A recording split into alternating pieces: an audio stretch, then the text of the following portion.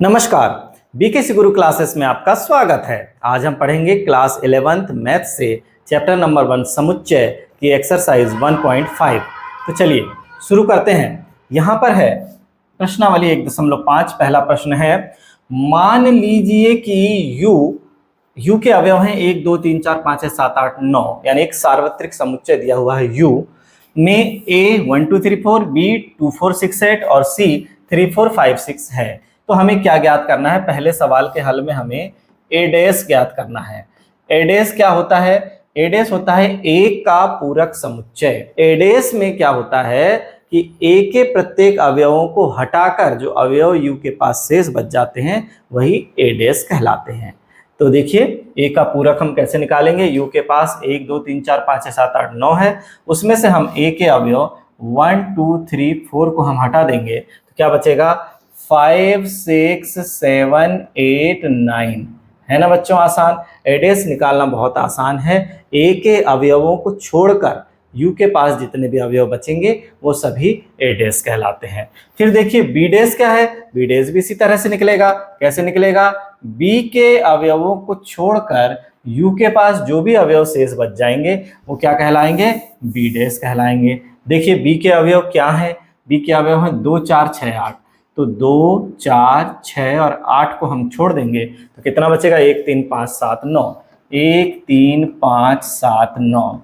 इस तरह से हम बी डैश निकालेंगे, यानी बी का पूरक समुच्चय। देखिए यहां पर अब तीसरा प्रश्न लेते हैं। तीसरा हमारे पास है ए यूनियन सी का डैश निकालना है हमें, यानी ए यूनियन सी पहले निकालना है, फिर उसका पूरक निकालना है। उसके अवयवों को छोड़कर जो भी सार्वत्रिक समुच्चय के पास शेष अवयव होंगे उन्हें लिख देंगे। तो सबसे पहले हमें क्या निकालना होगा? ए यूनियन सी निकालना होगा। ए यूनियन सी कैसे निकलेगा? देखिए हमारे पास ए यूनियन सी ए दिया हुआ है 1 2 3 4 और सी दिया हुआ है 3 4 5 6। तो हम इन दोनों के अवयवों को एक साथ लिखेंगे और जो अवयव रिपीट हुए हैं उन्हें केवल एक ही बार लिखेंगे। तो क्या हो जाएगा? 1 2 3 4 हो गया हमारा ए के पूरे अवयव। ठीक है। अब यहाँ पर सी के पास जो अवयव आ चुके हैं उनको छोड़ देंगे। 3 को छोड़ दिया, 4 को छोड़ दिया, क्या बचेगा? 5 6 ये बचा। ये हमारा ए यूनियन सी हो गया। अब हमें ए यूनियन सी का डैश निकालना है तो क्या करना पड़ेगा? ए यूनियन सी का पूरक समुच्चय कैसे होगा? जो ए यूनियन सी के पास है उन्हें छोड़कर यू के सारे अवयव, यानी 1 2 3 4 5 6 को हम छोड़ देंगे। 1 2 3 4 5 6 को हम छोड़ देंगे तो यू के पास क्या बचेगा? केवल 7 8 और 9। इस तरह से ए यूनियन सी का डैश निकलेगा। इसी प्रकार हमें ए यूनियन बी का डैश निकालना है चौथे में। अब ए डैश का डैश कैसे निकालते हैं? पांचवा देखते हैं। पांचवा सवाल है हमारे पास सबसे पहले क्या निकालना है? ए डैश का डैश। तो सबसे पहले हमारे पास जो ए दिया हुआ है हम ए लिख लें। ए कितना है हमारा? देखिए ए हमारा है 1 2 3 4, 1 2 3 4। अब हमें निकालना है ए डैश, यानी जो अवयव ए में नहीं है, यू के वे अवयव जो ए में नहीं है, यानी ए के अवयवों को छोड़कर। तो क्या मिलेगा? 1 2 3 4 के बाद 5 6 7 8 9, ये हो गया ए डैश। अब ए डैश के बाद देखिए हमें क्या निकालना है? ए डैश का डैश, यानी पूरक का भी पूरक, फिर से इसका पूरक, यानी ए डैश में जो अवयव है 5 6 7 8 9, इनको छोड़कर जो अवयव हैं यू के पास कौन है? सर 1 2 3 4 है। 1 2 3 4 को तो सर हम पहचानते हैं। कौन है 1 2 3 4? 1 2 3 4 तो वास्तव में ए ही है। तो 1 2 3 4 ए का ही मान है, इसलिए ए डैश का डैश वास्तव में क्या है? ए है। ए डैश का डैश जब हम करते हैं तो क्या मिलता है? फिर से हमें ए ही मिलता है। तो इस तरह से हमें क्या करना है? इन सवालों को हल करना है। बी माइनस सी का डैश कैसे निकालेंगे? अब देखिए बी माइनस सी का डैश हमें निकालना है। तो यहां देखिए हम लिख देते हैं हमारे पास क्या है? बी माइनस सी। हमारे पास क्या है? बी माइनस सी। पहले निकालेंगे, सबसे पहले हम निकालते हैं बी। बी कितना है? देखिए बी है 2 4 6 8 और सी क्या है? सी है हमारे पास 3 4 5 6। अब इनमें से b माइनस सी निकालना है। तो ध्यान रखना है कि b के अवयवों में से केवल वे ही अवयव कम होंगे जो c में उपस्थित हैं। ठीक है, b माइनस सी का मतलब b के समुच्चय को हम लिखेंगे, उसमें से उन अवयवों को कम कर देंगे जो c में है। c में जो अतिरिक्त अवयव हैं उनका कोई काम नहीं है, उन्हें हमें कहीं भी नहीं लिखना है। तो देखिए यहाँ पर b के अवयव कौन है, 2 4 6 8 हैं। तो मैं यहाँ 2 4 6 8 लिखने वाला था, लेकिन चूंकि 4 c के पास है वो घट गया, 6 c के पास है वो भी घट गया। तो अब b के पास केवल कौन बचे, 2 और 8 बचे। बहुत आसान है, b माइनस सी निकालना बहुत आसान है। b के अवयवों को पूरों को लिख दीजिए और उनमें से जो अवयव c में आ चुके हैं उन अवयवों को घटा देना है। तो c में आ चुके अवयव कौन है, 4 और 6 हैं, तो हमने 4 और 6 को घटा दिया।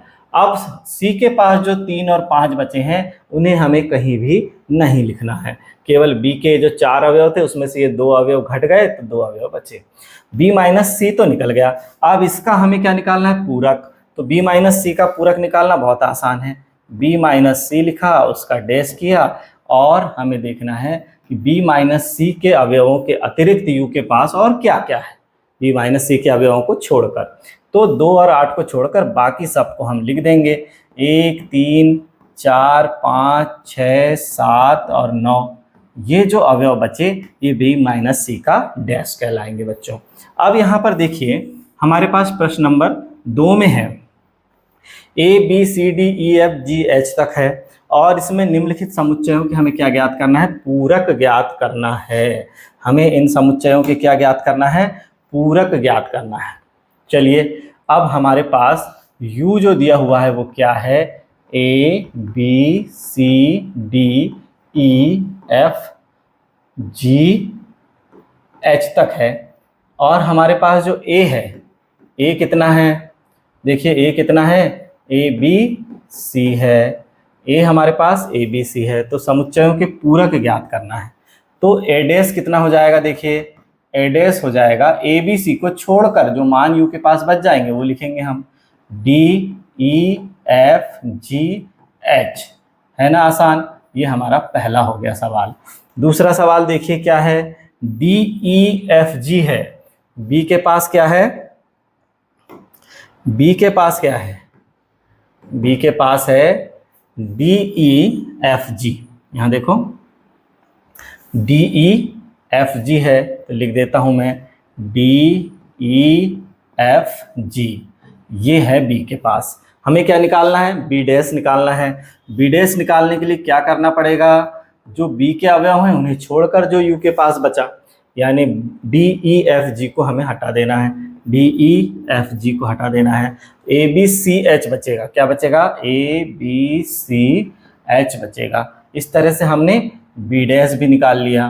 अब देखिए तीसरा में c दिया हुआ है, c डैश निकालना है और d दिया हुआ है, d डैश निकालना है। तो ये काम आपको स्वयं करना है बच्चों।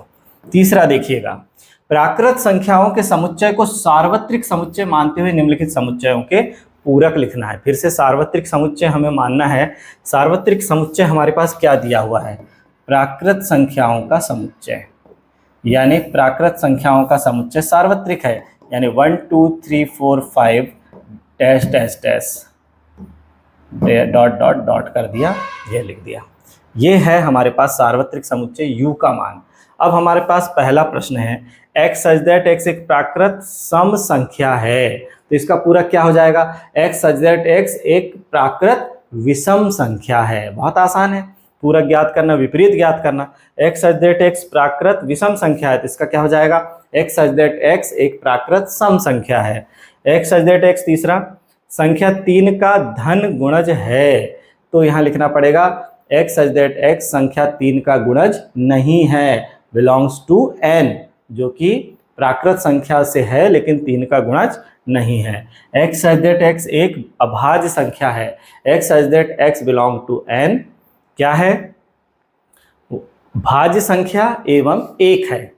इसका विलोम क्या हो जाएगा, इसका पूरक क्या हो जाएगा, भाज्य संख्याएं पूरी आएंगी, साथ में एक भी आएगा, क्योंकि एक ना तो भाज्य है ना तो अभाज्य है, किंतु प्राकृत है। तो पूरे प्राकृत संख्याओं में से जब अभाज्य संख्याओं को आप हटा देंगे तो केवल भाज्य संख्याएं बचेंगी और 1 बचेगा, है ना। फिर चलिए अब बढ़ते हैं आगे। यहां पर देखिए 5वें नंबर में क्या है। 5वें नंबर पे x सच दैट x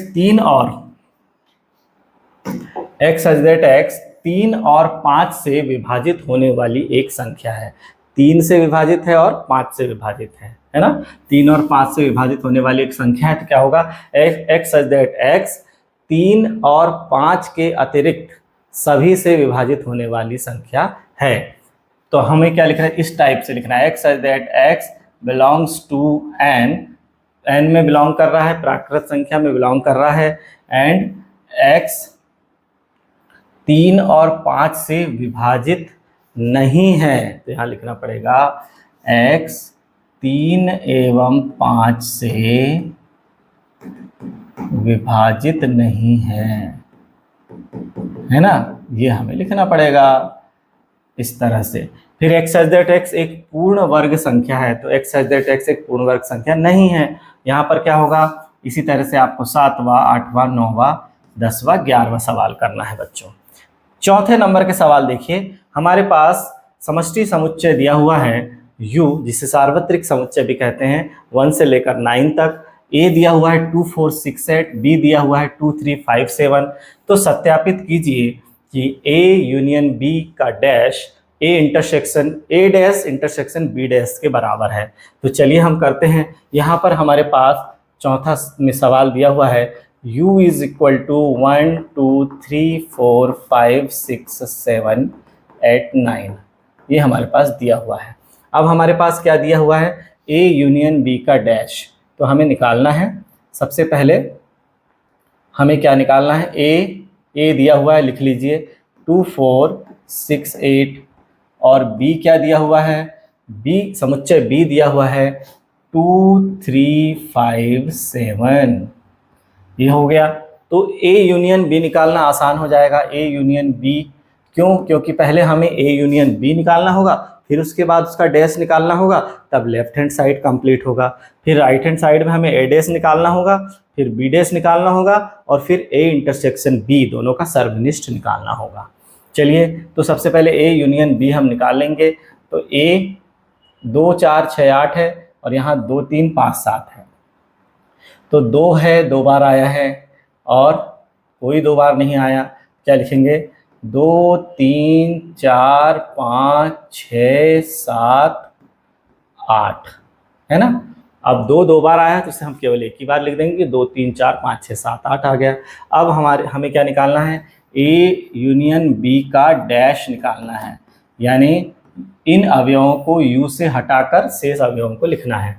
देखो 2 3 4 5 6 7 8, 2 3 4 5 6 7 8 को हम हटा देंगे, क्या बचेगा, 1 और 9 बचेगा। इक्वेशन नंबर फर्स्ट हो जाएगा ये।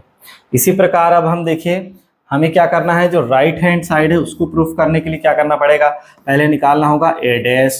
a डैश कैसे निकालेंगे, जो a के अवयवों को हटाकर जो बचे अवयव है वो लिखेंगे। क्या हो जाएगा, 2 4 6 8 को हटा देंगे u से, तो 1 3 5 7 9 बचेगा।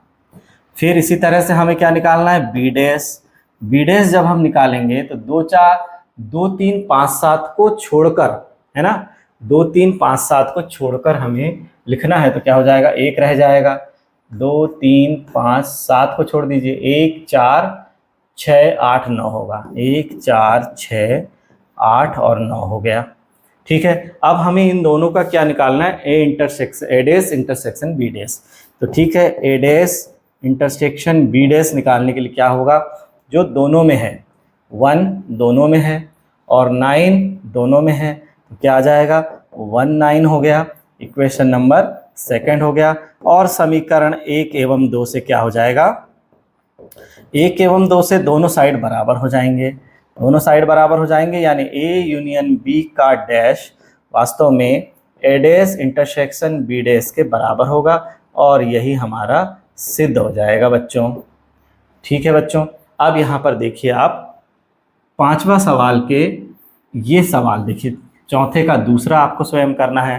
फिर 5वें में देखिए, निम्नलिखित में से प्रत्येक के लिए उपरयुक्त वेन आरेख खींचिए।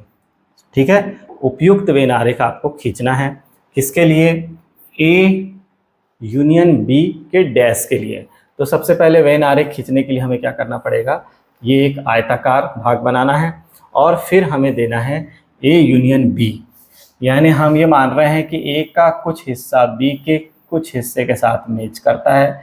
तो ये ए हो गया, ये बी हो गया।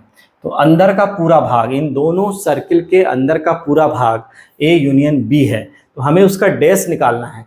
तो ए यूनियन बी को, दोनों सर्किल के द्वारा घेरे गए भाग को छोड़कर जितना भी भाग शेष है उस पूरे भाग को ही बोलेंगे ए यूनियन बी का डैश। तो कितना भाग शेष है? तो जितना भाग शेष है, ये पूरा भाग कैसा है? ये पूरा भाग शेष है। ये पूरा भाग क्या कहलाएगा? ए यूनियन बी का डैश कहलाएगा, है ना। ये पहले वाले का वेन आरेख है। इसी प्रकार दूसरे वाले का वेन आरेख क्या है? ए डैश इंटरसेक्शन बी डैश। हमने अभी प्रूफ किया है कि ए डैश इंटरसेक्शन बी डैश क्या होता है? वो ए यूनियन बी का डैश ही होता है। तो उसका भी वेन आरेख इसी तरह बनेगा। यहाँ पर हमें निकालना है ए इंटरसेक्शन बी का डैश। तो इसे हमें कैसे वेन आरेख में दर्शाना है? तो सबसे पहले हम आयताकार भाग बना लेंगे और यहाँ पर हमने बनाया एक समुच्चय ए और दूसरा समुच्चय बी।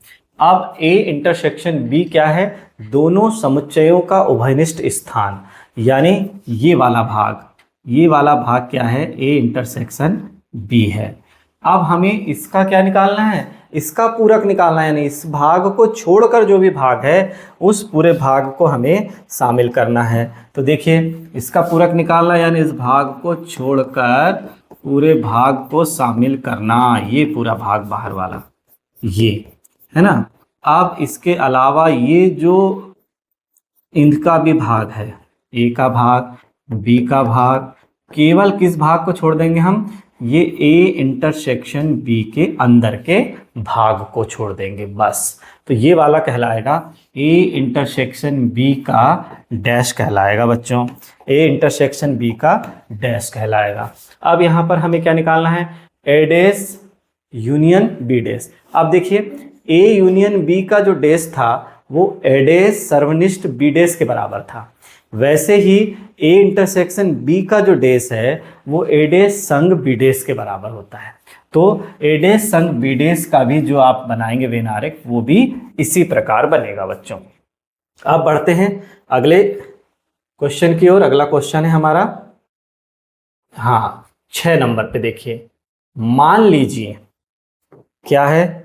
मान लीजिए कि किसी समतल में स्थित सभी त्रिभुजों का समुच्चय सार्वत्रिक समुच्चय U है। सभी त्रिभुज, जितने भी त्रिभुज हैं समतल में, सभी त्रिभुजों का समुच्चय सार्वत्रिक समुच्चय है। और यदि उन सभी त्रिभुजों का समुच्चय है जिनमें कम से कम एक कोण 60 अंश से भिन्न है, यानी ए क्या है? ए क्या है? एक कोण बस 60 अंश से अलग हो जाए, बस ऐसा है ए, जिनमें कम से कम एक कोण 60 अंश से भिन्न है। तो ए डैश क्या है? ए डैश क्या होगा? एक भी कोण 60 अंश से भिन्न ना हो। तो देखिए, ए क्या है? ए एक कोण, कम से कम एक कोण 60 अंश से भिन्न है। तो ए डैश निकलेगा एक भी कोण 60 अंश से भिन्न ना हो। अब एक भी कोण 60 अंश से भिन्न नहीं होगा, ये स्थिति क्या होगी? ये स्थिति होगी सभी समबाहु त्रिभुजों का समुच्चय। समबाहु त्रिभुजों का समुच्चय होगा। इस तरह की स्थिति यहाँ पर बनेगी ए डैश के लिए। ठीक है बच्चों, अब अगला देखिए। यहाँ नेक्स्ट है, निम्नलिखित कथनों को सत्य बनाने के लिए रिक्त स्थान को भरिए।